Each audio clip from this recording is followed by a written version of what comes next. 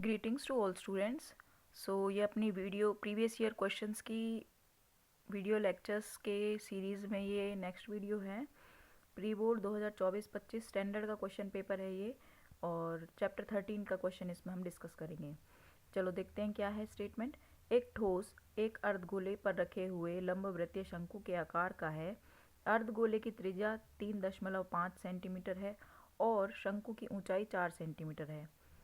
अर्धगोले की त्रिज्या 3.5 है और ऊंचाई कितनी है, 4 सेंटीमीटर है।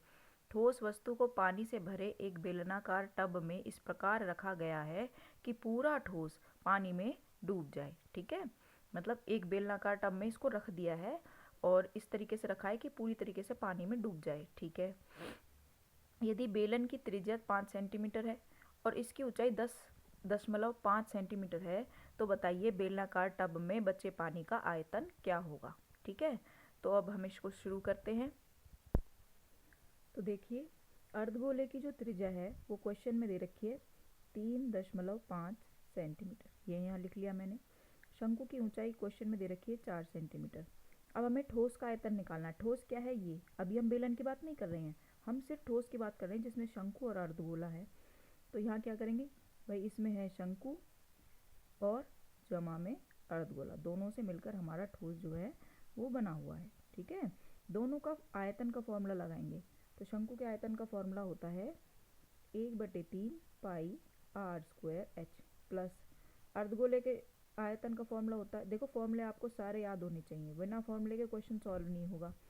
इस कैलकुलेशन को इजी करने के लिए क्या करेंगे, 1/3, जो कि इसमें भी है इसमें भी है, इसमें 1 जो है हिडन है, मैं 3 को बाहर लेना चाह रही हूँ बेसिकली। तो पाई पाई दोनों में है, आर स्क्वायर दोनों में है। यहाँ क्या बचेगा, यहाँ एच बचेगा, और यहाँ क्या बचेगा, एक तो 2 बच गया, ये वाला 2, और 3 आर थे, 2 बाहर चले गए, एक अंदर आर बच गया। ठीक है, ये बेसिक सी कैलकुलेशन है, सभी बच्चों को समझ आनी चाहिए। क्वेश्चन में गिवन था कि पाई का वैल्यू आपको 3.14 यूज़ करना है, तो हम वही यूज़ करेंगे। हालांकि ये क्वेश्चन 22/7 से भी हो जाएगा और आसान कैलकुलेशन हो जाएगा। पता नहीं इन्होंने क्यों 3.14 बोला है करने के लिए, चलो बोला है तो कर लेते हैं। और त्रिज्या हो गई 3.5, एच का वैल्यू है कितना, 4, प्लस 2 गुणा में 3.5। ठीक है, जब आप इन सबको मल्टीप्लाई करेंगे, यहाँ पर इन सबको मल्टीप्लाई करना पड़ेगा आपको, और बाद में जो आंसर आएगा उसको आपको 3 से भाग देना पड़ेगा। ठीक है, तो ये हो जाएगा 4, देखो 35 दूनी 70 होता है, दशमलव लगाओगे 70 में तो क्या हो जाएगा, 7.0, और दशमलव के बाद 0 का कोई मतलब नहीं होता, तो यहाँ क्या आएगा, 7। ठीक, तो ये आपका आंसर आ जाएगा 3.14 गुणा में 3.5 गुणा में 11 भाग में 3। ठीक है, अब आप इन तीनों को मल्टीप्लाई करोगे और आंसर लिखोगे, तो आपका आंसर आएगा 141.03 सेंटीमीटर क्यूब। 3 से भाग भी दे दिया है मैंने इसको। ठीक है, तो आपका आंसर इतना आएगा। कैलकुलेशन कैसे करनी है मैंने पिछली वीडियोस में सिखा रखा है, आपको आना चाहिए। पहले इन दोनों की गुणा करनी है आपको, फिर जो आंसर आएगा उसको इससे गुणा करना, फिर जो आंसर आएगा उसको इससे गुणा करना, फिर 3 से भाग देना है। ठीक है, इतना हो जाने के बाद अब हम निकालेंगे बेलन का आयतन। ओके, तो पिछले पेज से ठोस का आयतन मैंने यहाँ लिख लिया है ताकि कोई कन्फ्यूजन ना हो। तो बेलन की त्रिज्या दे रखी थी 5 सेंटीमीटर, बेलन की ऊंचाई दे रखी थी 10.5 सेंटीमीटर। क्वेश्चन की स्टेटमेंट को आप दोबारा से वीडियो पीछे करके पढ़ सकते हैं। बेलन का आयतन का फॉर्मूला होता है पाई आर स्क्वायर एच। ठीक है, पाई का वैल्यू 3.14 यूज़ करेंगे, आर है हमारा 5, 2 बार लिखेंगे, एच का वैल्यू है 10.5।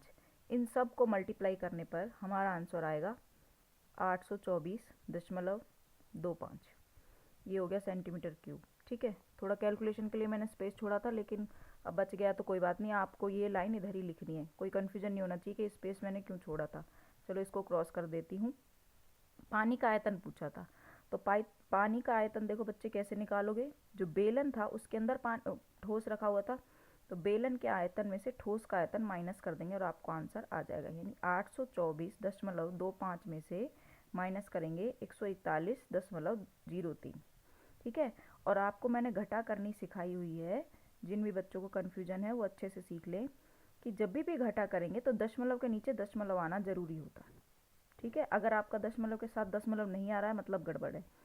5 में से 3 गए 2, 2 में से 0 गया 2 दशमलव, 4 में से 1 गया 3, और 12 में से 4 गए 8, यहाँ बचेंगे 7, 7 में से 1 गया 6, यानी इतना पानी उसके अंदर आएगा 683.22 सेंटीमीटर क्यूब।